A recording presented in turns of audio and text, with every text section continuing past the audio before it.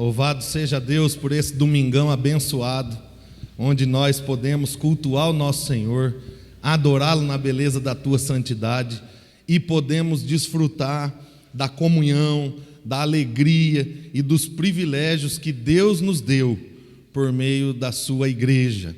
O domingo, sem demagogia, é o melhor dia da semana para nós. Aproveitem esse tempo, aproveitem esse deleite da alma. E hoje nós estamos iniciando uma nova série de mensagens.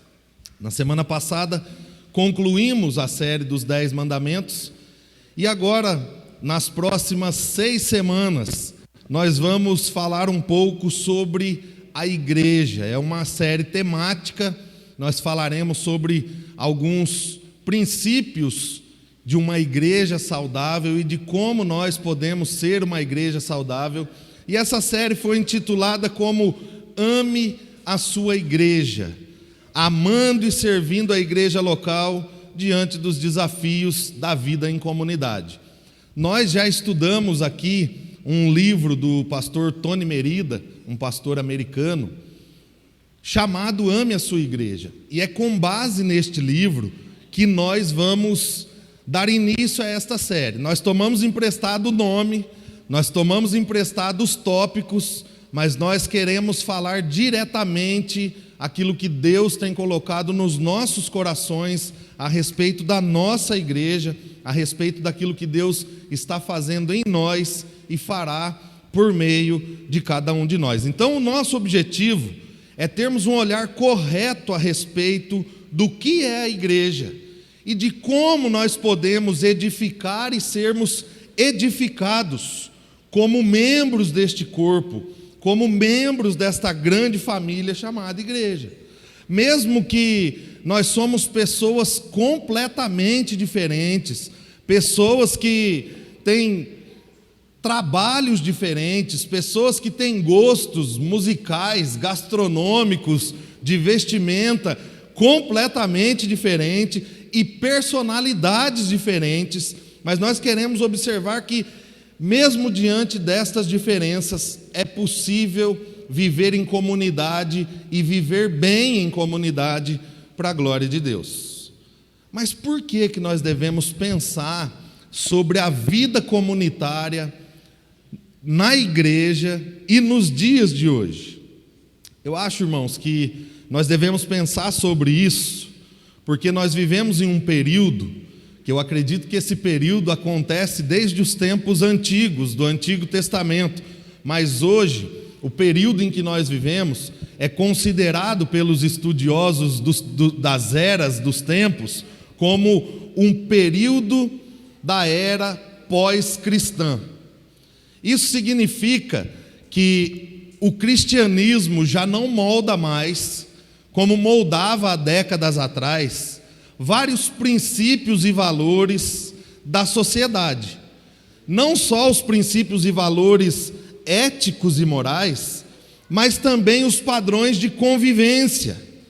Então, nesse período onde o pós-cristianismo, uma vida pautada nos seus próprios princípios, nos seus próprios padrões, ela traz consigo alguns danos para nós, que pertencemos à comunidade de Deus, que pertencemos à igreja, e consequentemente para aqueles que estão lá fora.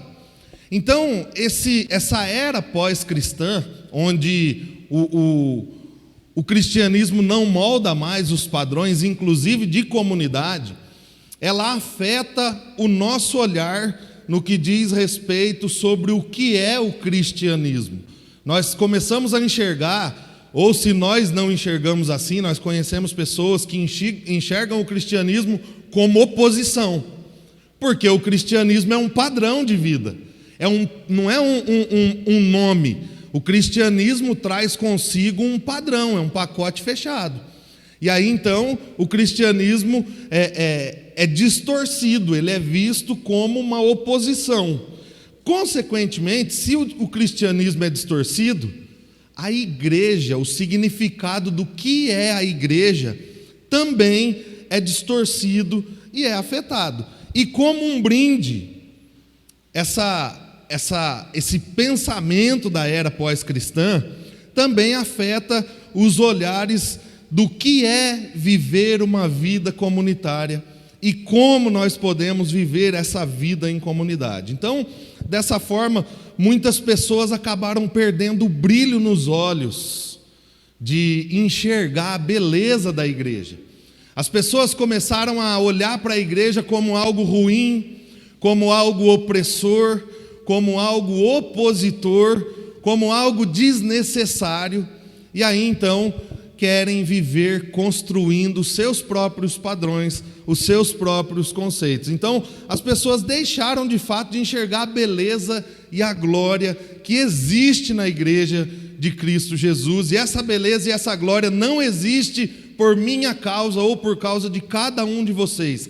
Essa beleza existe por causa do dono da igreja, por causa de Jesus Cristo. A igreja é bela, a igreja é maravilhosa, a igreja é amada, a igreja é real, a igreja é problemática, mas a igreja é de Cristo e há beleza na igreja.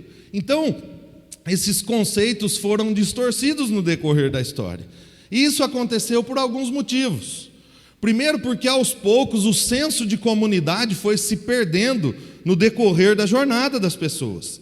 O senso em que era um padrão, a vida em comunidade, por exemplo, lá no Campestrinho, na terra do Marcelinho, você conhece uma família que tem um sítio ali, e você vê que tem a casa dos avós, do lado a casa dos pais, depois ao redor a casa dos filhos, e depois a casa dos netos, e assim se forma uma comunidade de famílias. Nós que somos acostumados com os padrões antigos, aos domingos, após o culto, ou após qualquer encontro, nós vamos para a casa de um dos familiares para nos reunirmos como família, para almoçarmos, para termos um tempo de comunhão, de conversa, de alegria. Então, esse senso de comunidade foi se perdendo no decorrer da história, foi sendo substituído, ressignificado por uma coisa chamada autossuficiência, conhecida também por individualismo. E o individualismo, irmãos, nos leva para longe da comunidade. O individualismo nos empurra para fora da vida comunitária. E, consequentemente, quando vivemos a vida comum fora do senso de comunidade, a vida na igreja é afetada. Porque de segunda a sexta nós somos empurrados para fora da comunidade. Aí no sábado e no domingo nós não queremos viver comunidade na igreja, porque o individualismo também tomou os cristãos, também tomou as igrejas. Um outro motivo são as más experiências com a igreja. Pessoas que de fato sofreram nas igrejas, pessoas que de fato foram abusadas espiritual, emocionalmente e de outras formas dentro da igreja, sofrem com a igreja, passaram dias difíceis, sofrem às vezes dores na alma pelo que passaram. Pessoas que ao invés de serem cuidadas, foram massacradas por seus líderes, por seus pastores. Isso também ofusca o brilho dos olhos, do senso de comunidade, do senso de pertencimento, do senso de vida como igreja. E além disso, que é legítimo e ao mesmo tempo ilegítimo, porque as dores, os sofrimentos são legítimas, mas a igreja não deixa de ser a noiva de Cristo por causa disso.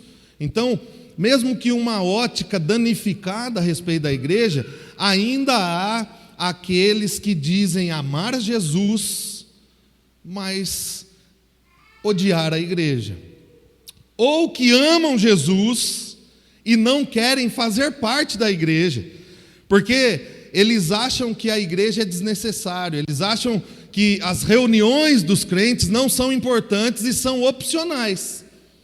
Então existem alguns problemas aí, existem alguns trajetos que foram aos poucos tirando o foco da centralidade da comunidade, e isso tem afetado a igreja. E diante disso, irmãos, o que é que nós podemos fazer como membros do corpo de Cristo para sermos membros saudáveis da nossa igreja local?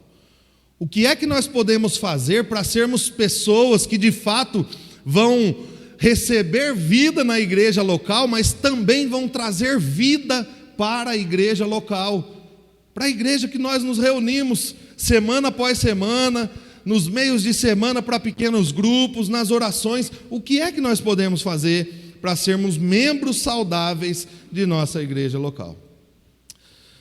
Por isso, nós veremos aqui o primeiro princípio dos 6 que nós falaremos, que nos ajudará a amar e sermos membros saudáveis em nossa igreja local. E hoje nós vamos refletir sobre o princípio do pertencimento.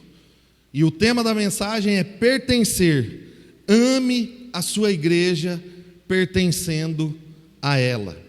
E para pensarmos sobre esse princípio, eu quero olhar com vocês para 2 textos que estão na carta de Paulo aos Efésios. O primeiro é o que vai ser lido agora, Efésios capítulo 1, versículos de 4 a 6, e depois, mais adiante, Efésios capítulo 2, versículos de 11 a 22. Vamos ler a palavra de Deus. Acompanhe comigo com fé, crendo que esta é a palavra infalível, imutável, poderosa e suficiente para saciar os anseios da minha e da sua alma. Então ouça com fé a palavra de Deus, que diz assim: porque Deus nos escolheu nele, antes da criação do mundo, para sermos santos e irrepreensíveis em sua presença. Em amor, nos predestinou para sermos adotados como filhos, por meio de Jesus Cristo, conforme o bom propósito da sua vontade, para o louvor da sua gloriosa graça, a qual nos deu gratuitamente no amado. Vamos orar mais uma vez? Senhor, nós te damos graças, Pai, porque estamos diante da tua santa palavra, confiantes que ela é a tua voz para os nossos corações.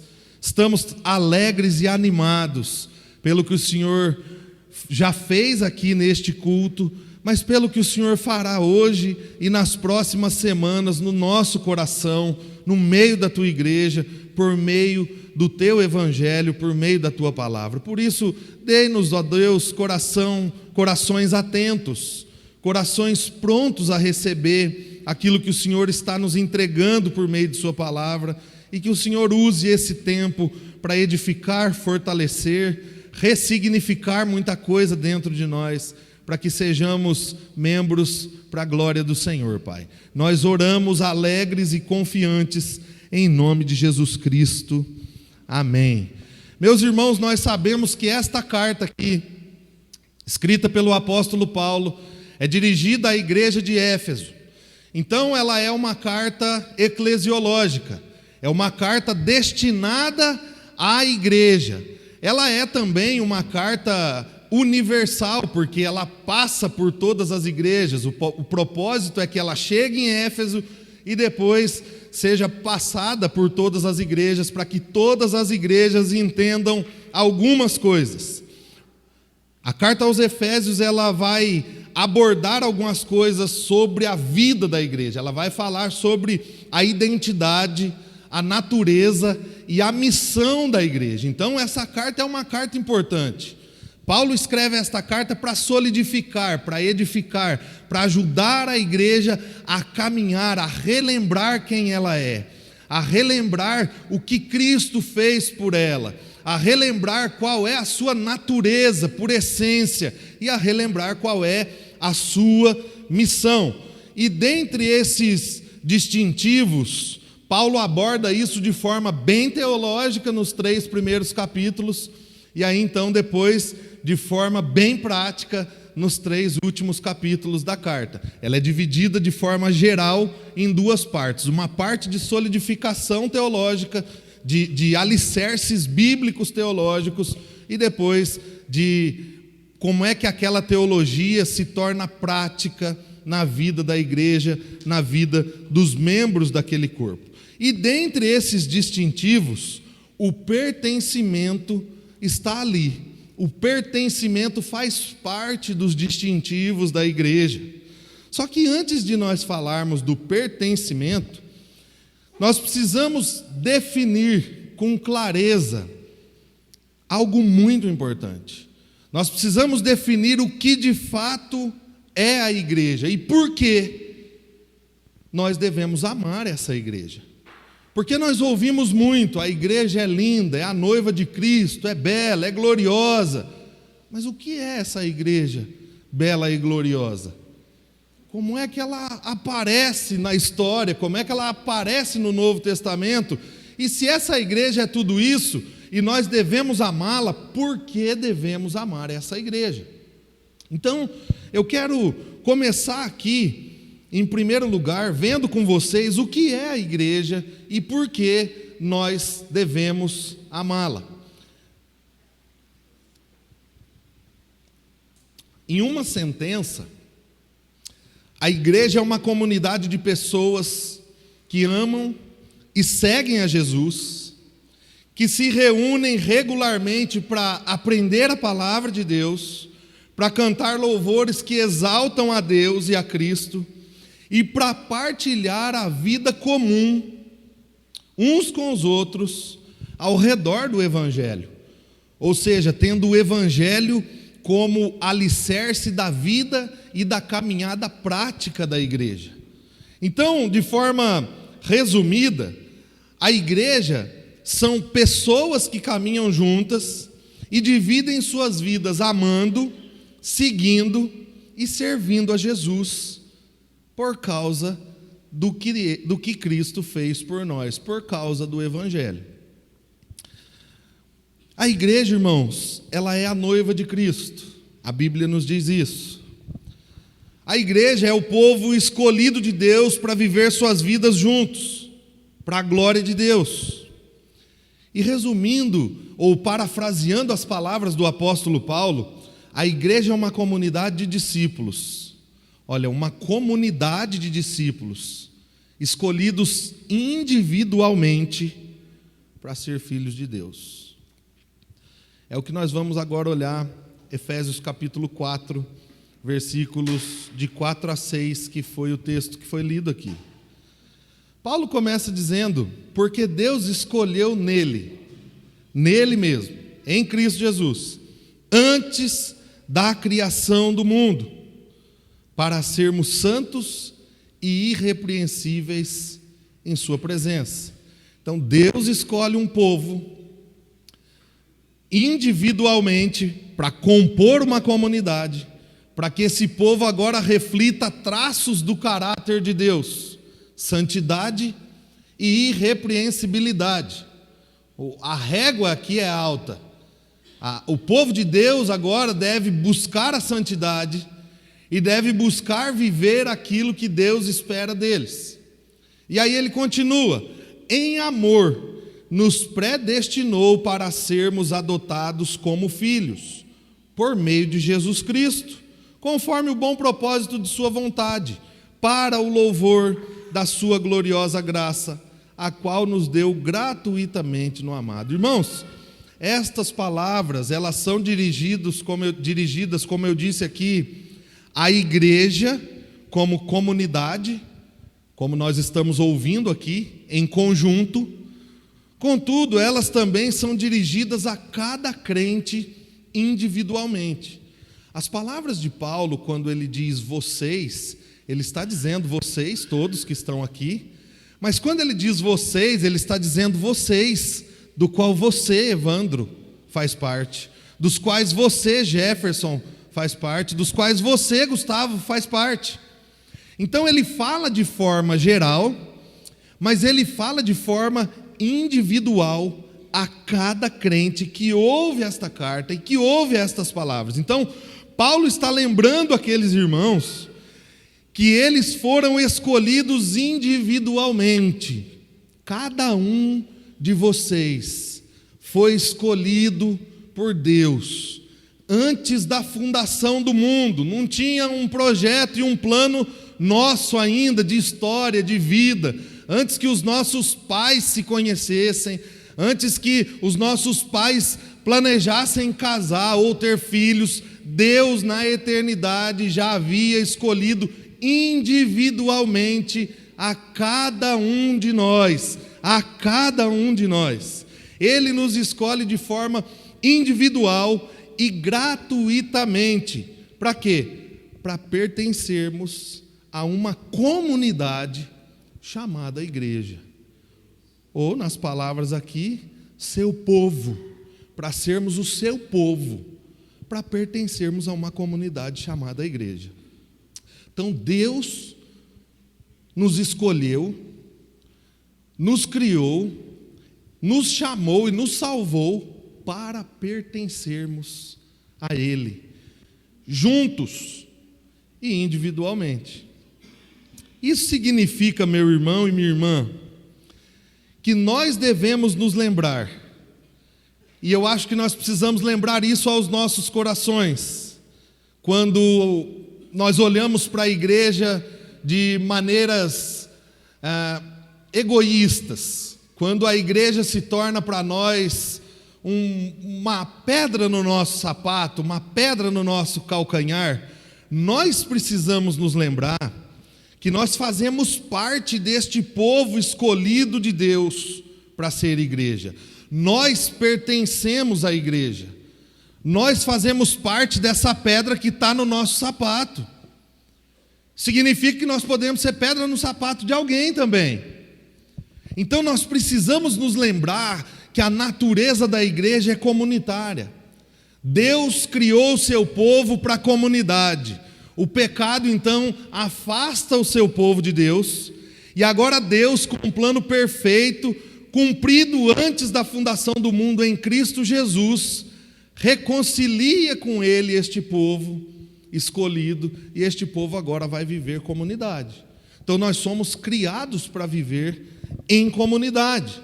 É isso mesmo, Deus escolheu a mim e a vocês, individualmente, e como Isaías fala, conhecendo a cada um pelo seu próprio nome.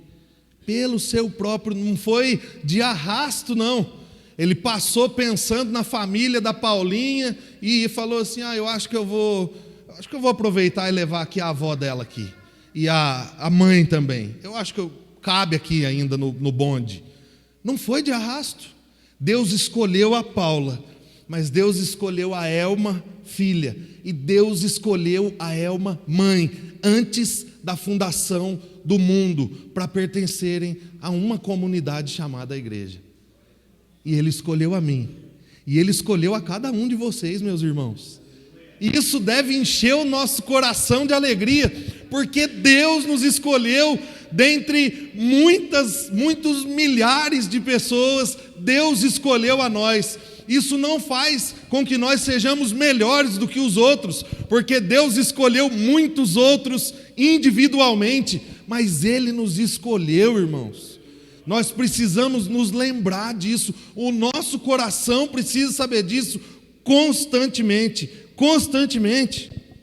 Por isso, meu irmão, minha irmã, se às vezes você está com aquela visão de que a igreja é um fardo pesado, de que a igreja ela é um problema, de que a igreja, como se dizem nos dias de hoje, ela é tóxica, lembre-se, meu irmão, lembre-se, minha irmã, que a igreja é o povo escolhido de Deus. Ele quis que nós fôssemos dele, Ele quis que nós pertencêssemos a Ele, e dentre todas as pessoas do mundo, Ele olhou para nós antes que o mundo existisse, antes da fundação do mundo, e disse: Ele é meu. Não importa o que ele pense, o que ele faça e como ele faça, ele é meu, eu vou atraí-lo, vou chamá-lo e vou salvá-lo para pertencer ao meu povo, para a glória minha mesmo, para a minha própria glória. É isso que Deus faz. Então, se você, assim como eu, muitas vezes, já azedou o seu coração com essa bagunça aqui que é a igreja, ressignifique esses sentimentos. Lembre-se que essa bagunça tem dono. Lembre-se que essa bagunça tem alguém que ama muito a cada um desses bagunceiros. Lembre-se que no meio de todos os nossos problemas, no meio de todas as nossas lutas, divergências, aflições, tem alguém que está nos unindo para que vivamos para a sua glória e para que vivamos de forma intencional e desfrutemos de muitas das dádivas da comunidade. Perceba, irmãos, que quem define a igreja é o próprio Deus. Não são as nossas experiências ruins com a igreja.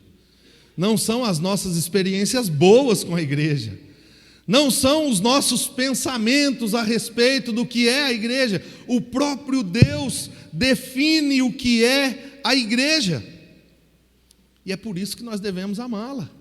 É a essa igreja, definida pelo próprio Deus, como uma comunidade de pecadores resgatados por amor antes da fundação do mundo. Foram escolhidos individualmente para pertencerem a uma comunidade. É a esta igreja que nós devemos amar. E a pergunta é então, por que nós devemos amar essa igreja? Por que devemos amá-la? Irmãos, nós devemos amar a igreja, porque a igreja é de Deus e ela nasce em Deus, porque Deus ama a igreja.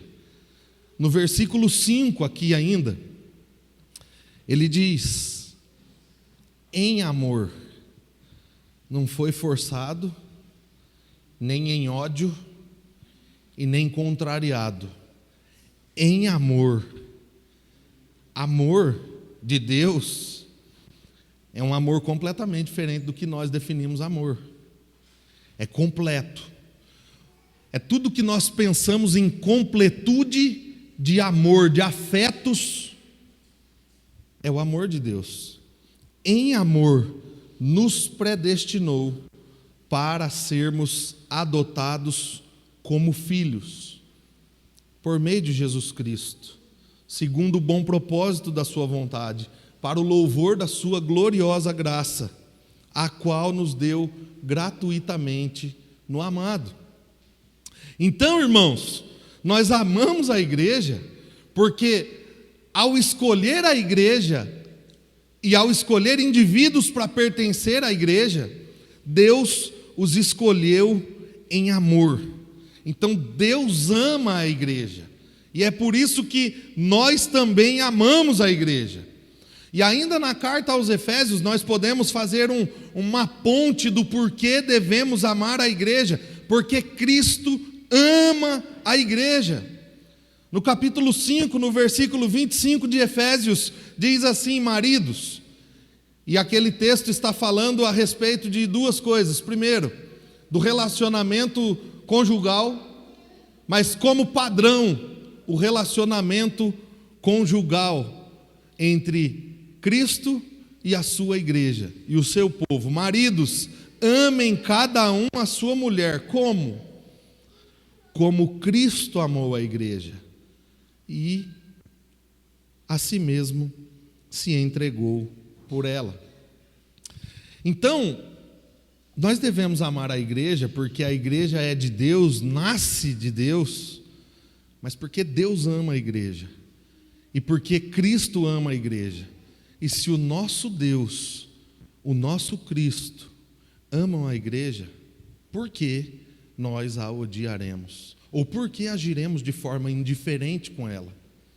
É como eu dizer que eu amo o Jefinho, mas eu vou ser sincero para você, Jefinho, eu não suporto a tua esposa. Ele até vai me entender, mas imagine o coração desse esposo.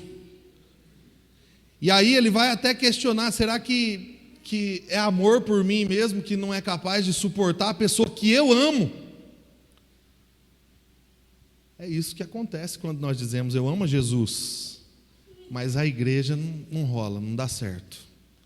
A igreja ela é problemática demais.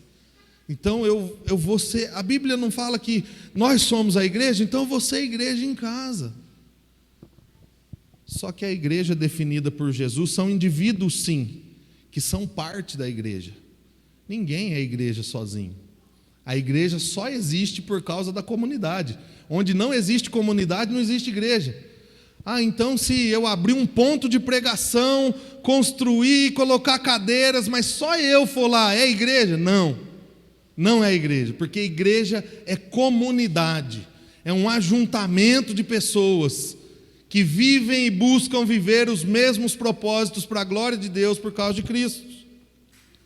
E uma vez que nós entendemos corretamente o que é a igreja e por que nós devemos amá-la, nós vamos agora então aprender sobre como podemos pertencer ao corpo de Cristo, ou como podemos fazer parte da igreja de Jesus Cristo. Irmãos, para pertencer ao corpo de Cristo, nós precisamos reconhecer quem nós somos por natureza e o que Cristo fez por nós. E é isso que Paulo agora vai dizer no capítulo 2, versículo de 11 a 16, mas eu agora vou me ater aos versículos de 11 a 13. Portanto, lembrem-se de que anteriormente vocês eram gentios por nascimento. Gentios eram os povos que não faziam parte da linhagem de Israel, não judeus. Então, pensando com a cabeça de um judeu, era um povo que não era de Deus.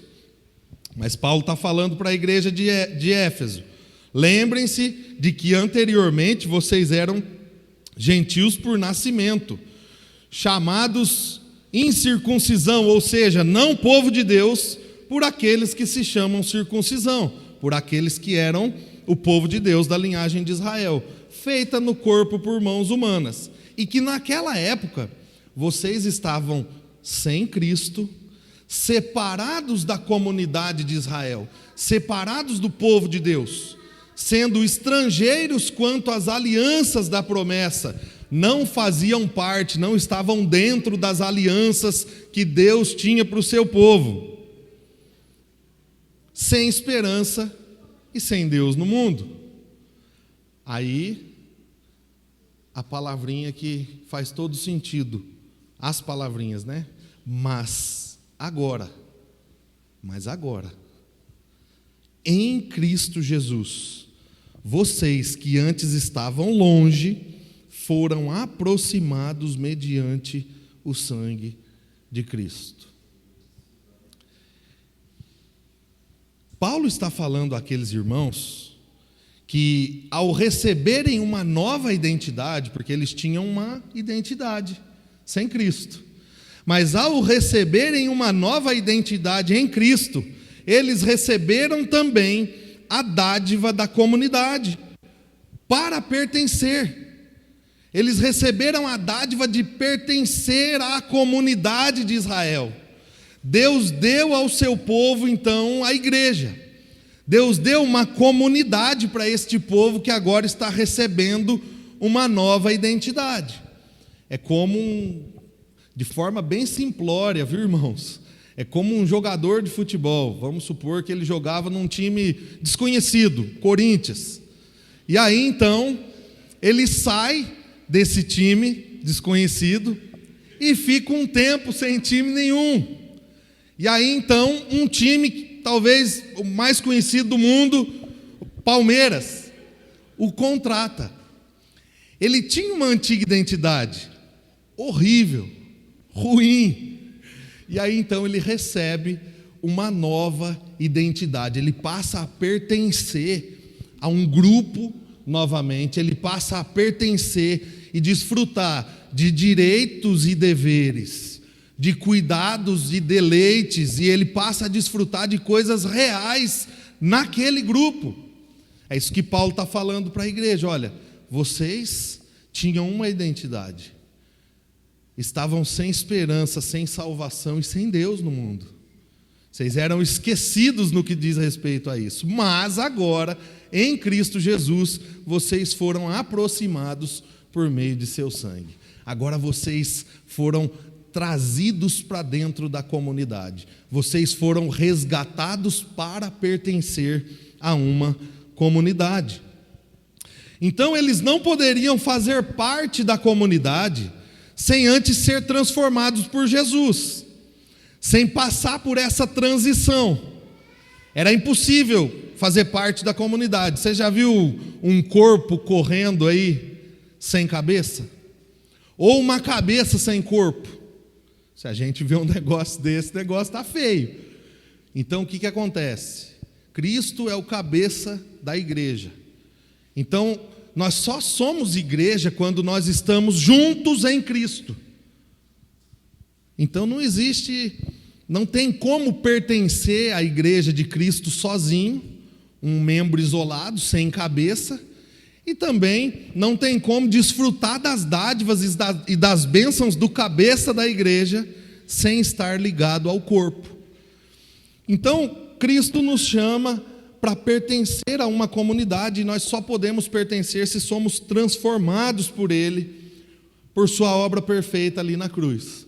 Pelo que Ele fez naquela cruz, quando cremos naquela obra de redenção, que Ele pagou os nossos pecados, nos tornou justos diante de Deus, porque nós não éramos justos, éramos, como o próprio Efésios capítulo 2, um pouco antes diz, éramos inimigos de Deus, merecíamos a condenação, mas agora em Cristo Jesus, nós fomos aproximados, nós fomos inseridos na família.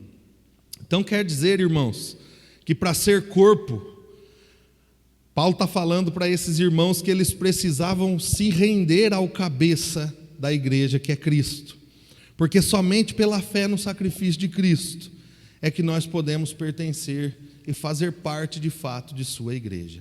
E meus irmãos, vocês já pararam para pensar que por causa de Jesus Cristo, nós aqui, pensa num povo completamente diferente, mas nós somos uma única família. E aí, se nós estendermos daqui da igreja local, pense naqueles irmãos que estão cultuando agora na Assembleia de Deus, pense naqueles irmãos que estão cultuando na igreja presbiteriana, na congregacional, nas igrejas dos povos indígenas, nas igrejas entre os ciganos, são nossos irmãos, nossa família, e aí eu falo família de sangue, porque foi comprado por alto preço que nós nos tornamos família, que nós nos tornamos um em Cristo Jesus.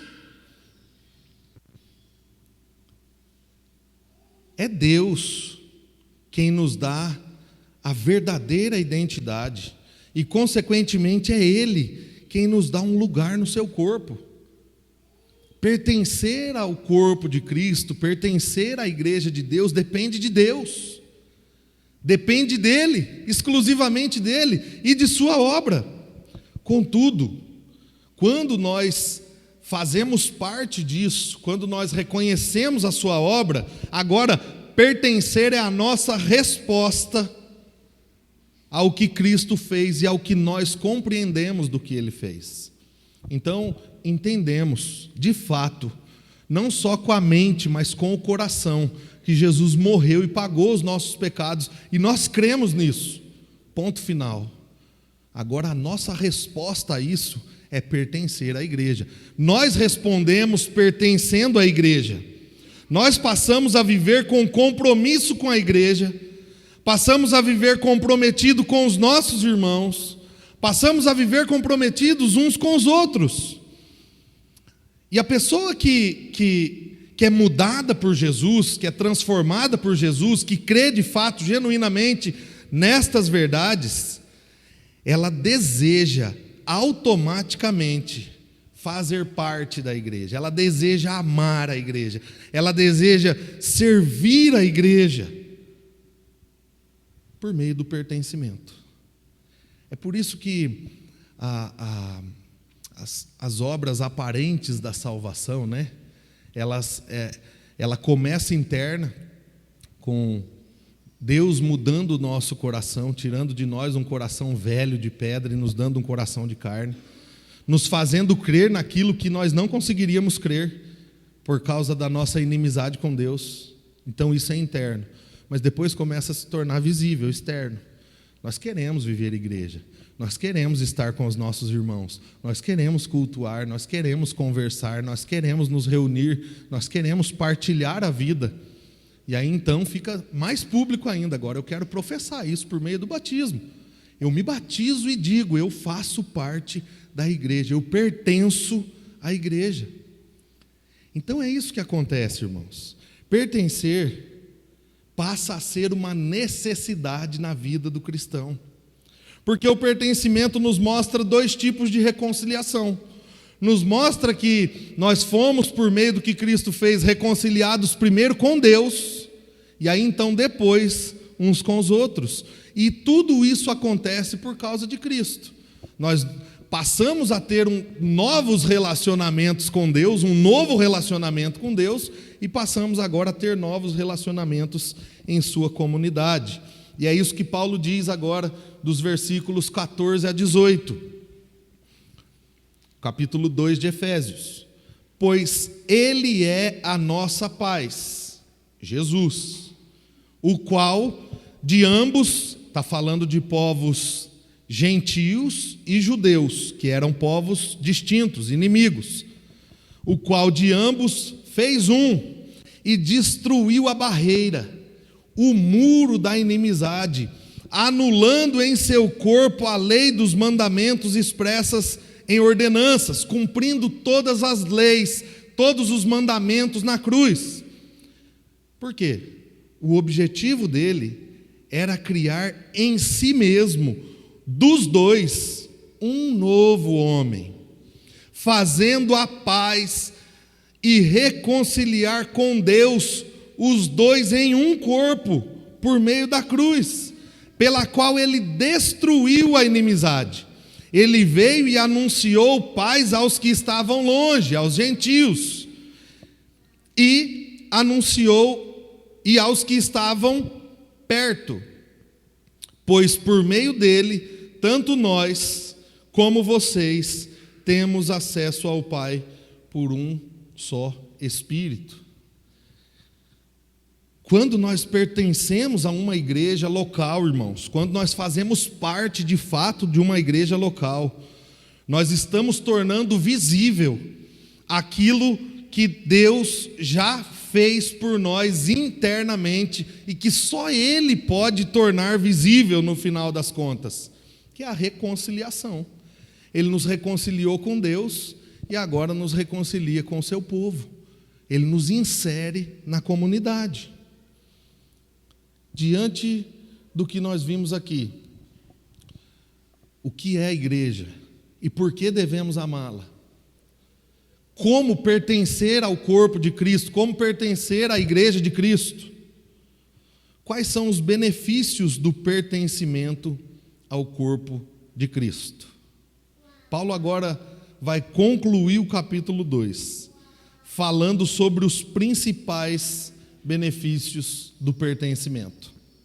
Os versículos de 19 a 22 dizem assim: portanto, vocês já não são estrangeiros e nem forasteiros, mas concidadãos dos santos e membros da família de Deus, edificados sobre o fundamento dos apóstolos e dos profetas, tendo Jesus Cristo como pedra angular, no qual todo o edifício é ajustado e cresce para tornar-se um santuário santo no Senhor. Nele, vocês também estão sendo edificados juntos para se tornarem morada de Deus por meio de seu Espírito. Irmãos, quando nós passamos a pertencer à comunidade de Deus, ou como eu disse aqui, a uma igreja local, os laços vão ficando cada vez mais estreitos. Nós vamos afunilando os relacionamentos, e isso é muito bom. E por outro lado, isso demanda muita fé. Por que demanda muita fé? Porque quem me encontra aqui todos os domingos corre o risco de achar que eu sou o cara perfeito. Mas aquele que sai daqui e me encontra num almoço de domingo, já conhece muitas imperfeições minhas. Mas se ele me encontrar na segunda-feira de novo, ele vai conhecer mais imperfeições ainda. E se na terça ele se esbarrar comigo e a gente parar para conversar mais um pouco, ou para tomar um café, ou para abrir o coração, ele vai conhecer ainda mais imperfeições minhas. Quando os laços de relacionamento se estreitam, e é aqui que demanda fé, porque nós cremos que Deus nos fez uma família, porque nós cremos que nós não precisamos esconder quem somos daqueles que nos amam e de quem nós amamos, porque nós cremos que Deus nos chamou, e que se hoje eu mostro imperfeições, e o meu irmão vê, se ele quiser me apontar, me julgar e não me amar com o amor bíblico, tudo bem, mas ele está se esquecendo que eu também vou ver as imperfeições dele, e que eu também posso ser um instrumento de Deus na vida dele. É isso que Deus faz na comunidade. Esse era o propósito de Deus na vida em comunidade, por isso Ele criou, e Ele deu uma natureza para a igreja, para que pudéssemos nos aperfeiçoar. Como Ele diz aqui, essa proximidade vai se tornando um processo orgânico da vida da igreja. Ele diz que a vida em comunidade, ancorada em Cristo, nos prepara, nos amadurece para desfrutarmos demais da presença de Deus por meio dos nossos irmãos. É o que ele diz na segunda parte aí, ele diz: tendo Jesus Cristo como pedra angular, no qual todo edifício é ajustado e cresce para tornar-se um santuário santo no Senhor. Ele está usando uma metáfora. Ele está dizendo que Jesus é o alicerce da igreja, e ele está dizendo que nós somos o edifício que vai sendo construído, que vai sendo edificado, que vai crescendo, que vai amadurecendo para nos tornarmos um grande santuário no Senhor, para recebermos do Senhor a sua presença, num único Espírito, no mesmo Espírito. Então a vida em comunidade, ela exige de nós nada mais e nada menos do que fé. Nós precisamos de fé, nós precisamos crer, para vivermos de forma genuína os relacionamentos com os nossos irmãos, para pertencermos para além de um papel de membresia, para pertencermos de verdade. Porque na minha família, e eu acho que vocês me conhecem bem, eu pertenço, eu sou um cara intenso. Nem sempre, e os meus pais são aqui da igreja, minha irmã, primos aqui da igreja, nem sempre eles concordam com a minha opinião, mas eu dou, porque eu pertenço àquela família. Nem sempre eles concordam com tudo que eu digo, com a maneira que eu vivo, mas eu sou aquilo na família, porque eu pertenço àquela família. Por que pertencer à igreja tem que ser uma vida por trás dos espelhos? Nós não podemos fazer isso. Nós precisamos ser de verdade na igreja. Nós precisamos viver de verdade relacionamentos reais, intencionais, que não são relacionamentos de sair da nossa casa no domingo e sentar no banco da igreja aqui e ouvir a pregação e voltar embora e depois voltar aqui daqui a 15 dias. Não, nós precisamos de vida real, vida intencional, vida na vida, é isso que faz pertencimento. E é isso que Paulo está falando. O edifício, ele só vai crescer ancorado em Jesus e só vai ser edificado quando todos estiverem participando. Porque se faltar tijolo, se faltar pessoas do corpo, vai faltar edificação. Vai subir um pouco de parede, mas vai faltar as outras. Vai faltar. Nós precisamos viver a vida em comunidade. E nós precisamos crescer juntos, sermos edificados juntos, sermos amadurecidos juntos e desfrutar da presença de Deus em Cristo Jesus. Irmãos, nós fomos criados para a comunidade. Deus nos criou para a comunidade, fomos criados para pertencer. O nosso Deus é um Deus comunitário. É o Deus trino, triuno, Pai, Filho e Espírito Santo. O nosso Deus vive em comunidade de forma perfeita e harmônica. Para sempre foi assim e para sempre será assim. E nós fomos criados à sua imagem e semelhança. Isso significa que nós carregamos esses traços da imagem de Deus. O desejo de comunidade vem de Deus. Quando nós desejamos na escola encontrar um grupo para a gente pertencer, quando no trabalho a gente se sente deslocado e precisa encontrar um grupo para pertencer, quando nós chegamos numa igreja e eu falo, eu preciso conhecer alguém para que eu possa pertencer e estar junto. O desejo de comunidade não vem de nós, o desejo de comunidade vem do próprio Deus. Só que nós tentamos saciar esse desejo conhecendo pessoas novas, nos inserindo em comunidades via internet, em grupos via internet, em reuniões de amigos, e aqueles não fazem mais sentido, agora eu encontro outros, e esses não fazem mais sentido, agora eu encontro outro grupo. E tudo isso vai se tornando um grande paliativo para uma necessidade urgente, que Deus deu para nós a necessidade, mas Ele deu o remédio para a necessidade, Ele deu a igreja. Porque quando nós nos achegamos à igreja, a necessidade de comunidade é sanada, se vivemos comunidade de forma real, se vivemos comunidade de forma intencional. Então, quais são os benefícios de pertencer à igreja? Um dos benefícios que temos é a vida em comunidade em si. Nós não precisamos viver mais sozinhos, irmãos. Nós não precisamos nos sentir mais abandonados. Nós temos de fato e de verdade uma família para todas as circunstâncias. E essa família está conosco de mãos dadas. E nós lutamos juntos porque nós somos a família de Deus.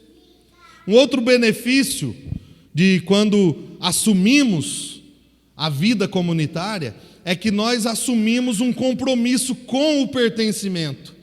E quando assumimos o compromisso de pertencer, nós deixamos de lado o consumismo na igreja. Nós deixamos de lado o individualismo. E nós passamos a amar a igreja, a amar os nossos irmãos que pertencem à igreja, com todas as suas falhas e diante de todas as suas fraquezas, reconhecendo que ainda há beleza, que ainda há glória na igreja por causa de Jesus. Porque normalmente a pessoa que não se sente parte da igreja, a pessoa que de fato no seu coração não pertence à igreja, ela entende que ela não faz parte daquilo, ela só se envolve com aquilo que agrada a ela. Então assim, ela só vai se envolver com aquilo que lhe convém, porque aquilo que não agrada é motivo para tirá-la da comunidade. E com o tempo ela vai se afastar cada vez mais até ir procurar algo que lhe atraia em outro lugar.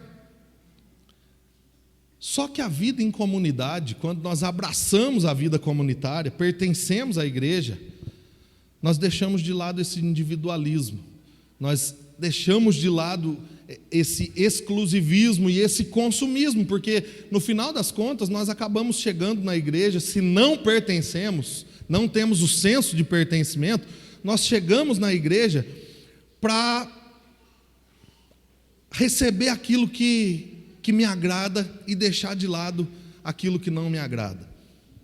E na igreja não funciona assim. A igreja, o marmitão é inteiro. A gente come o que gosta e o que não gosta. Na igreja não funciona assim. Na igreja é como um coletivão de trabalho. Porque, olha que interessante, no trabalho você é obrigado a conviver com quem você gosta e com quem você não gosta. Só que na igreja não, porque eu tenho preguiça de quem eu não gosto. Na igreja é ruim. Então, não faz sentido. Ou nós não entendemos o que é a igreja, ou nós de fato não pertencemos ao corpo de Cristo. E há ainda outro benefício: os nossos afetos são redirecionados. os nossos sentimentos são redirecionados, porque nós passamos a amar pessoas que, se não fosse a comunidade, igreja, nós não amaríamos nem de longe. Nós passamos a cuidar de pessoas que, se não fosse a igreja, nós não cuidaríamos. Nós passamos a entender que essa pessoa é amada por Deus assim como eu também sou, e que, se ela me ama e me suporta em amor e cuida de mim em amor, mesmo com todos os meus defeitos, eu também vou amá-la. Por quê? Porque agora nós não fazemos mais pelos méritos da pessoa, mas pelos méritos de Jesus. É por causa de Jesus que nós amamos o outro. E é por causa de Jesus, meu irmão e minha irmã, não se engane, que você é amado pelo seu irmão. Não é porque você é perfeitão e perfeitona, é por causa de Jesus, que os teus irmãos que estão do teu lado aí, semana após semana, te amam. É por causa de Jesus que as pessoas me amam. Não é por causa de mim, nós somos muito falhos. Nós pisamos na bola grandão muitas vezes com as pessoas, mas Jesus é perfeito e Ele redireciona os nossos afetos, os nossos amores, e nós passamos a reconhecer que nós também somos pessoas difíceis. Nós também somos pessoas difíceis de sermos amadas, e como uma comunidade de pecadores, nós somos amados por causa de Cristo, e nós amamos por causa de Cristo, por causa do que Cristo fez por nós. E aí então, nós entendemos que nós só pertencemos, nós só fazemos parte, porque Jesus nos escolheu, nos salvou e quis que fizéssemos parte do seu povo, da sua igreja. Para concluir aqui, irmãos, eu quero deixar alguns conselhos aplicativos diante do que foi dito aqui. Não trate a igreja como se ela fosse irrelevante, desnecessária, tóxica ou um obstáculo para a sua vida. Não faça isso. Não faça isso. A igreja é imperfeita, mas ela é a noiva de Cristo. Ela é amada por Deus e ela é amada por Cristo. Não trate a igreja dessa forma. Ela tem dono. Ela tem alguém olhando por ela. Ela tem alguém que cuida dela em todos os momentos, com todas as suas imperfeições e roupas sujas. Ela tem alguém que purifica suas vestes. Não trate a igreja com desdém. Segundo lugar, seja um membro saudável e ativo na sua igreja local, aqui na igreja nossa, na nossa igreja local. Não caia no engano de achar que é possível viver sozinho. Não caia no engano de achar que é possível viver longe do corpo de Cristo. Não caia no engano de achar que a sua vida individual não afeta o corpo, porque afeta. Não caia no engano de pensar que a comunhão da igreja local é opcional, porque não é, é uma ordem. Deus criou a igreja, Deus escolheu um povo, Deus ajuntou este povo e deu uma ordem: congreguem e façam isso sempre, e façam isso até que eu venha. Porque se você não ama a igreja aqui na terra, eu vou ser muito sincero, irmãos, você vai ter muita dificuldade se você estiver destinado à eternidade, à glória eterna de Deus, porque lá vai ser uma igreja eterna, igreja para sempre. Então está enfadado aqui? Esquece da eternidade, porque lá vai ser igreja para sempre. Lá vai ser um povo, uma família unida para sempre. É cansativo aqui. Imagina lá. Eternidade é um espaço de tempo que não tem começo, nem meio, nem fim. Se está cansativo aqui, imagina lá. Então não faça isso. Não caia nesse engano. Esse engano, ele começa com pequenas coisas. Esse engano começa quando nós pensamos assim: bom, eu acho que hoje é um domingo de chuva, e eu trabalhei tanto durante a semana, cara. Quer saber? Vou ficar deitadinho aqui descansando. Domingo que vem eu vou. Só que aí domingo que vem aparece um trabalho. E aí você fala assim: Deus conhece meu coração, porque eu estou trabalhando, eu preciso sustentar minha família. Eu não vou não. E aí daqui a pouco a igreja vai ser o teu menor e ao mesmo tempo o teu maior problema, porque você não dá valor nela, e você quer justificar em seu coração e que os outros aceitem que as suas justificativas são legítimas. Não são. À luz do Novo Testamento, à luz da Bíblia, é impossível ser igreja e não pertencer, não congregar, não desfrutar daquilo que Deus tem para nós toda semana. Não tem como. Eu amo a minha esposa, mas eu só vou lá em casa uma vez por mês. O restante dos dias eu fico aqui na igreja, eu arrumo um serviço fora daqui, eu dou um jeito. Mas eu amo a minha esposa e ninguém questiona isso, não. Irmãos, é só parar para pensar na matemática lógica. Você ama a igreja? Esteja com ela todos os domingos. Se reúna, participe, se esforce, porque demanda esforço. Mas não caia no engano de achar que é possível viver sozinho. Desfrute da bênção de viver em comunidade, sirva a comunidade e também seja servido pela comunidade. É por isso que a igreja de Jesus é um organismo vivo, porque ela nos alimenta constantemente. Então, se nos alimentarmos uma vez por mês, vamos definhar, vamos morrer, em todos os sentidos: palavra, comunhão, oração, deleite, em tudo. E, por fim, ore regularmente por sua igreja. Ore pela igreja, meu irmão. Eu sei que a vida de oração é um desafio muito grande, mas se proponha a fazer isso. Coloque isso dentro do seu cronograma. Ore pela igreja.